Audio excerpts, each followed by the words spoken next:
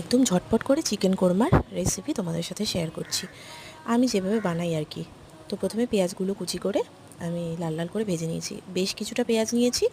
এবার চিকেনটাকে টক দই, বেশ খানিকটা টক দই, আদা রসুনের পেস্ট আর লঙ্কার গুঁড়ো, ধনের গুঁড়ো, জিরের গুঁড়ো, হলুদ, নুন দিয়ে ভালো করে মাখিয়ে 1 ঘন্টা মতো রেখে দেবো। পেঁয়াজটা ভাজা ভাজা হলে নাবিয়ে নিয়ে একটা মিক্সার জারের মধ্যে নিয়ে পেস্ট করে নেব।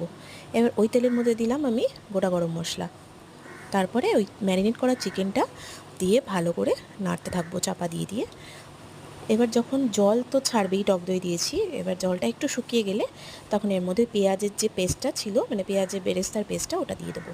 দিয়ে চাপা দিয়ে দিয়ে রান্না করতে থাকবো।